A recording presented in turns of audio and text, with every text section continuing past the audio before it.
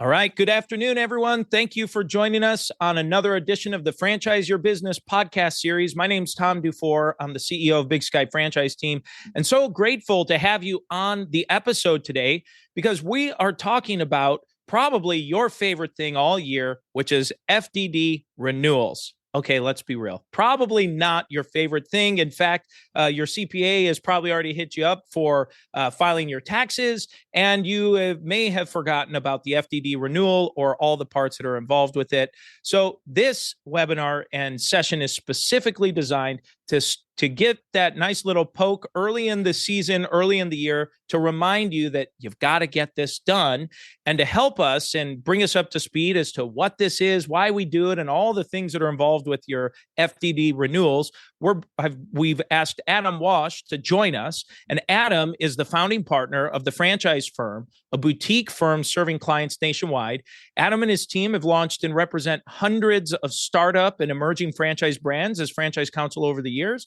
Adam was most recently a partner and franchise law chair of an AmFam Law 200 law firm before forming and launching the Franchise Firm with his partners. So with that, as you're all loading in here, Adam, I'd love for you to take it away here.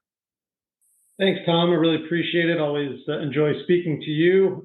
Certainly happy to answer any of your questions about FDD updates. And I guess to start, if you haven't thought about it already, you might be a little bit behind the eight ball, because now's the time to really get your ducks in a row, make sure you're speaking to your auditor, speaking to your counsel, and getting things ready to go for the most recent update.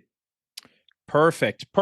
So let's talk a little bit about the just the updates in general for the renewals that are needed. So certainly there's the federal requirement for the updates. So for maybe a new franchisor, or maybe someone who's new in a position that they're in the franchise department, they're kind of tasked with helping gather this information. Talk through why do we even have to get this updated once a year? What's the importance of that?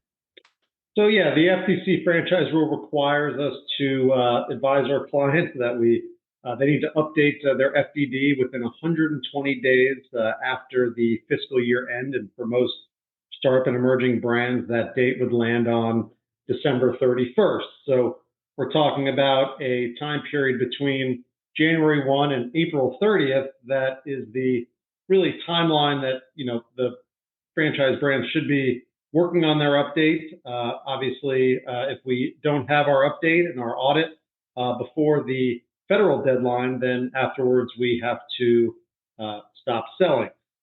Some states certainly have elevated deadlines. Virginia being one of the ones that comes to the top of my mind. California as well. But the deadline could be earlier, so you really should check with your counsel to make sure that you're fully aware of the update deadlines around this time period. So when the update comes through, what kind of information is for the franchisor? What kind of information do they need to start thinking about getting prepared for this update? Yeah, so if you're one of our clients at the franchise firm, we would start with a update letter and a questionnaire. I've got it in front of me, but basically we're asking for any changes in the system, updates to obviously the item 19 financial performance information, information about the franchisees that have entered or left the system, to update item 20 and the charts that are associated with that. What the franchisor has learned over the years that has maybe guided them to change certain provisions in their franchise agreement, or perhaps the estimated initial investment has changed and they need to update item 7. Certainly those considerations should be addressed during the update. Frankly, as in addition to this update season, some of those things might be material and require you to actually update your FDD throughout the year. So, have you noticed or seen over the last several years, inflation's been a hot topic. Certainly, it's been on the minds of most. How have you seen that inflation impact the initial investment range that you'd see in an item 7?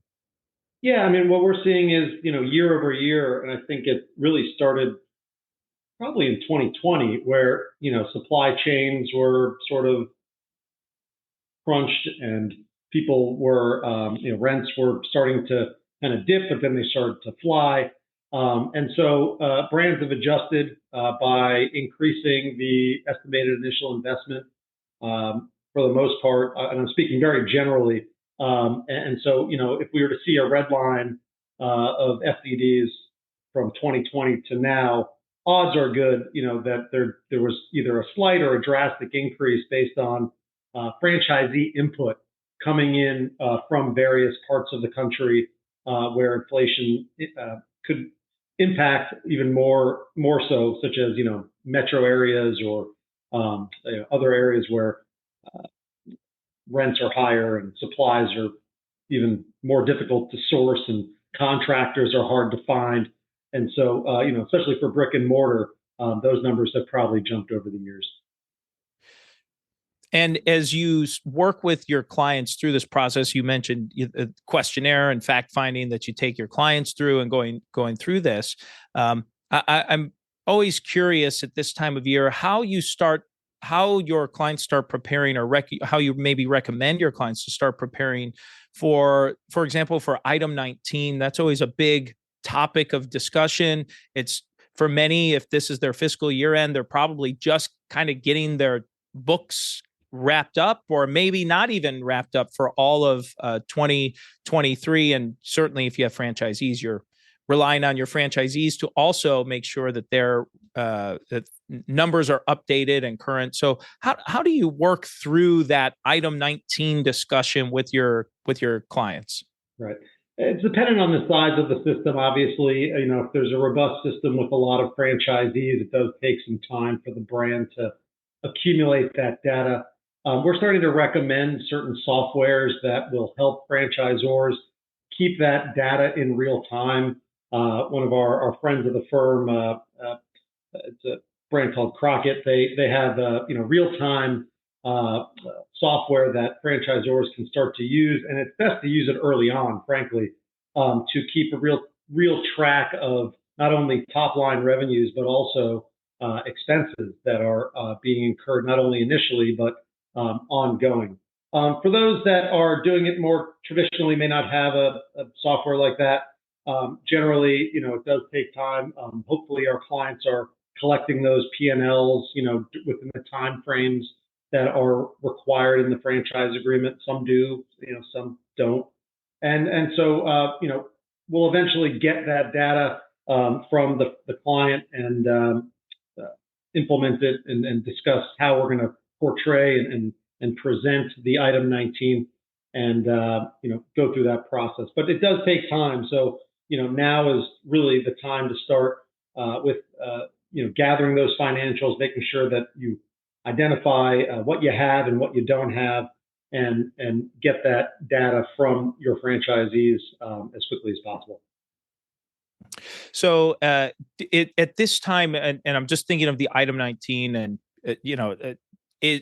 how often do you see, or will you maybe even recommend to a client that they consider maybe changing what they're sharing, if it's just gross top line only for gross sales, or how does that discussion generally go? Yeah, I'm a big fan of more data, the better, right? Obviously, from a franchisee perspective, they're going to have questions. They're going to want to know, where that net number is, or, what the expenses have looked like throughout the system. So yeah, I mean, initially, obviously, if we're talking about a few corporate locations for a startup and we're just rolling that out, I'd even recommend a top and bottom line for that as well. But yeah, the item 19s, for our clients are usually based on just the system itself and customized to the data points that the franchisor wants to use to not only sell, their brand, but also provide to, franchisees that are interested in joining the system. It's either included in the item 19, or you're kind of opening yourself up to a problem, right, by giving that data out outside of the FDD, which is, of course, something that would be a violation of the rules, and then we would never advise on such a thing. That said, there are, if top line is the only way that, the only data point you want to go, that's, better than nothing. So, we're a big proponent of more data, the better, but certainly some data is better than none. That's helpful. And one thing that I know I've spoken with clients with over the years is where it comes up at this time of year where they start questioning things like their fee structure, or maybe even product or service sales that they didn't offer earlier, but maybe now the system's grown enough where there might be opportunities for these types of new fees, new services to offer to franchisees. How does incorporating something like that flow? How do you typically work or advise clients going through a situation like that? I mean, as the system grows, there's going to be more vendors, more suppliers, more tech that they may want to implement.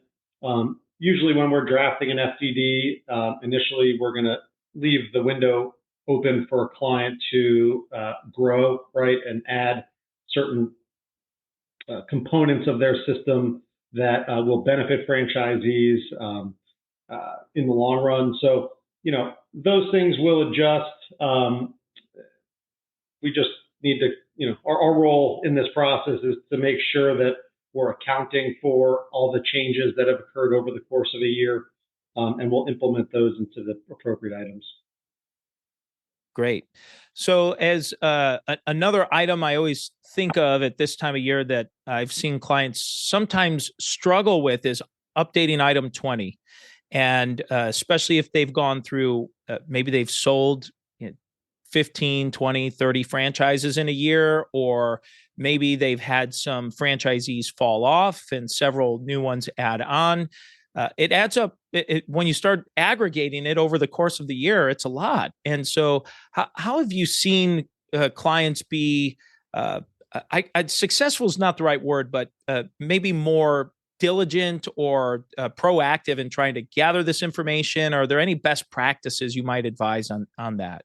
Yeah, I mean, we like to get involved in our client sales process. For certain of our clients, we're actively, assisting with the closing process and making sure that, we keep records and have data as the year goes. It's so much easier for us as lawyers to have information throughout the year than to get it dumped on us in the, through January, April. Either way is fine, right? But certainly states where we have, the examiners, the registration states, they are closely scrutinizing our item 20s and making sure that the numbers match up. Even the charts that we have all of the franchisees' information, their contact information, which is a requirement in an FDD. They want to match that up to the numbers in item 20. And it does take some time, especially where a brand uses maybe a franchise sales organization or a network of brokers and has grown significantly throughout the year. It's almost like they're gathering their own information and then providing it to us to decipher. And we usually have meetings, weekly meetings with our clients that are growing pretty fast to make sure that we have every franchise agreement from the year that and make sure that the item 20 and the charts are completed, because we know that the states, when we submit those FDDs with red lines to the registration states, that they're going to be looking at that pretty closely. So for someone that, we have several folks on the line here that are, I'm sure, thinking about, okay, it's time to update. As someone's starting to launch into this update, speaking of best practices, what is a great client of yours, as someone that does a great job or does it well? What does that look like? What helps make your process as the attorney to go faster or easier so that you can get them through and ready to go more quickly. Right. A lot of our clients will devote one officer, director, item two person as like the FDD person.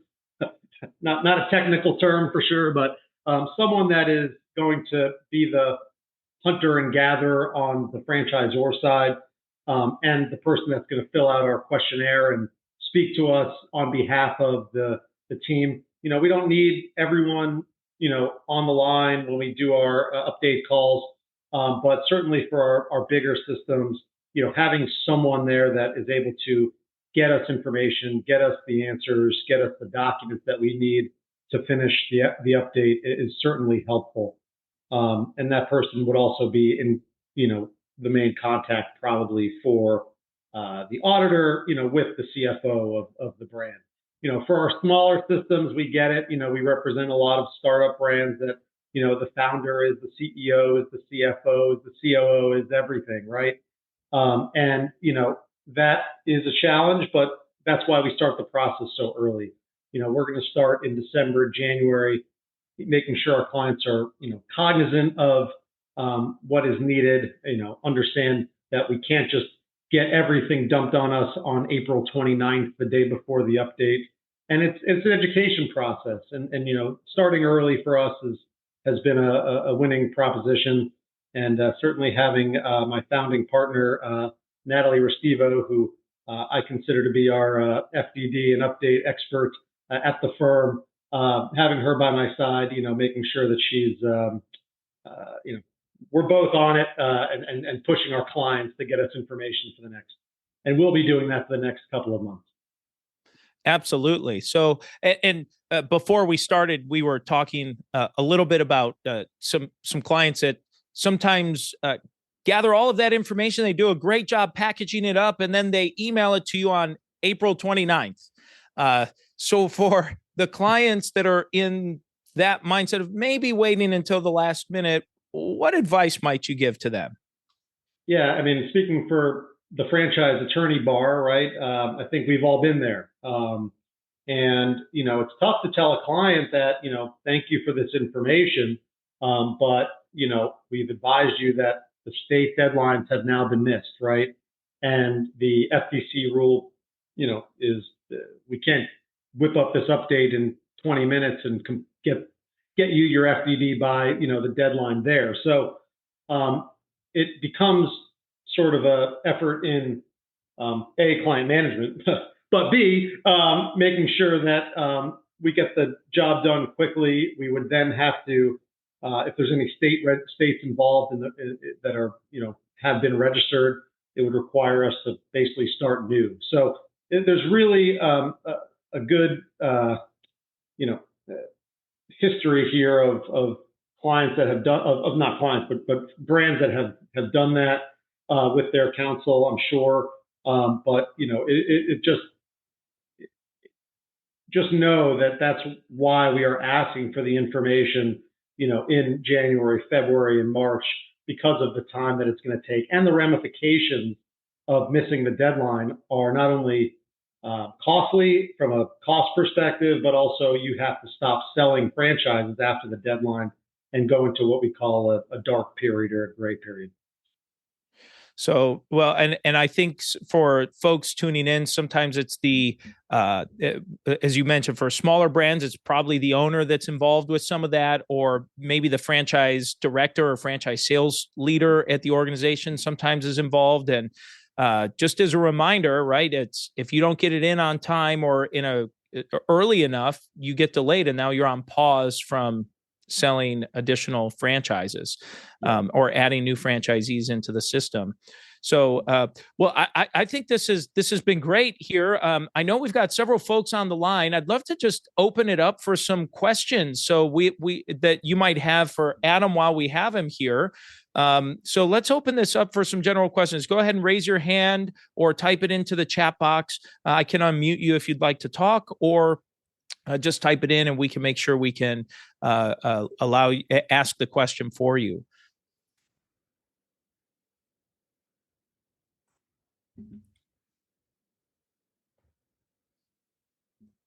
Well, while they're thinking about that here, Adam, just let's talk a little bit to one other quick point about it for timing. I always compare the FDD renewals to tax filings with the CPA, and you mentioned that if it comes back, if someone gets the information back to you uh, on April 29th, it's just not going to happen for a turnaround time. So what is a nice window where someone can get that information back to you and in a reasonable time period where you have that nice kind of back and forth to finalize information, collect whatever else might have been missed, or so you can finish it up? Yeah, I mean, we generally try to give our clients like a March 31st deadline. That gives us enough time to usually get what we need to get done. Obviously, some late nights, but at the end of the day, we'll get the job done for our clients when they need it. So that's the kind of the drop dead deadline that we set. Obviously, are we still working in April? Unfortunately, sometimes May, June to get our clients' updates done. Yeah, it just happens. Things happen. But now's the time really to get with your auditor for sure, because they're going to start getting busy with a lot of different franchise clients. Now's the time to start gathering your documents. And certainly if your attorney has not yet reached out, maybe ping them and see what's going on, because we're actively working on updates right now. As information comes in, we'd love to get some of them out the door and done early, so we can hit usually the larger brands that have more franchisees, more data to collect, maybe a more robust tax or financial situation. Those are going to take a little longer, so we're going to expect those probably in March and early April. Great. We had a question come in, and the question here, Adam, is this a manual process or an online or electronic process that you go through? We communicate with our clients through many different media, but generally this is I'll call it a manual process, but certainly we, accept all of our documents electronically. We are actively requesting information from our clients through a questionnaire. Not a bad point. We've actually considered putting it onto our website as a link. So I appreciate the idea of that, and certainly that would be, I think, somewhat novel in our industry. And I'm always thinking about ways to kind of push the envelope. But I think generally, and for most attorneys that are doing these updates, it's a manual process, attorney-client discussion. Some we need to have, weekly meetings to make sure that we're on task and make sure we're getting information. And others, it's just as simple as responding to our questionnaire electronically. We pop in the information, we get the audit, we submit FDD back to them, updated for the new year, and they're off and running. Certainly with registration states, we then do our thing to make sure that the clients get those renewals or any initial registrations that are requested. Excellent. Great question there. Other questions from our attendees here. We have one that came up. It says, my FAC seems to have thoughts to FDD amendments. In your experience, how do ZORs handle this? So for the FDD amendments, I mean, the amendments to the FDD are going to be based on feedback that you get from franchisee prospects. Maybe you've had a few prospects that have, try to negotiate certain terms, and that maybe happens consistently. We might suggest to our clients that we, instead of doing addendums to each deal, we just change the terms of the agreement. Obviously, the disclosures in the FDD are sort of ever evolving, right? There's new people that are being added to the team in item 2. There may be a litigation, hopefully not, in item 3. We talked about item 7 with the updated initial costs that, with feedback from franchisees over the course of a year might need to be adjusted. So, there are plenty of FDD items that will consistently need to be updated. And we just approach that on a case-by-case basis. Excellent. Excellent. Thank you. Great questions. Great questions from the attendees. So, Adam is, for someone who's tuning in who says, Adam, this is great. I mean, how can someone get in touch with you if they say, we'd love to talk with you about this? So we're very proud to have launched the franchise firm. My partners and I represent a lot of brands. We do a lot of startup work. Really excited for our launch and what's to come this year. We really appreciate our relationship with Big Sky, and thank you for this opportunity to join everyone. My email is adam@thefranchisefirm.com. You can reach me by phone at 561-680-5918. That's my direct line. And you'll find me on Twitter. I do enjoy the Twitter, X, as the kids call it.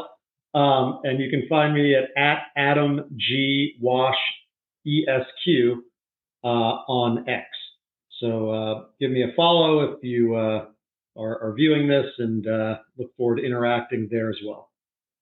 Excellent. Excellent. Well, I'd love to see if there are any other questions from our attendees. And while we're waiting to see if that happens, just a closing comment for our attendees that we will have this session posted live up on our podcast, Franchise Your Business. We will also post this on our YouTube channel at Big Sky Franchise Team. Just search for us on YouTube. And then we'd love for you to subscribe to our weekly podcast called Multiply Your Success. And today is Groundhog Day. And as I heard, it looks like we are in for hopefully an early spring, or that winter is not elongated, apparently, is what I've heard. So hopefully, maybe that means your clients will be getting their FDD renewal documents and information over to you early as well, so that they can be ready to go and start selling and continue selling, I should say, in 2024. As a fan of the movie, Tom, I hope I don't wake up tomorrow and see this on my calendar again at 1:00. we know there's going to be a problem if I see that. But yes. always a fun day, and I think maybe gathering my kids around the couch to watch Groundhog Day. I think they're old enough now, so fun day and fun movie. Yeah, agree. Well, it's definitely one of my favorites, and it's the one time of year where I get to talk about my hometown, because most of the movie was filmed in my hometown, and so that square was the little square in Woodstock, Illinois, in the far stretching suburbs of the Chicago area. So it's always a little funny tidbit of info, right? Are you giving insider information that was not Punxsutawney? That I don't know. I just know it was a big deal when it was filmed in town, small town, and on the little square there. So, yeah. Perfect. Well, I don't see any other questions coming through. I'd like to thank everyone for tuning in today. Adam, thank you so much for your time. This has been a great interview. Have a great weekend, everyone, and we'll see you back next week. Thanks, Tom.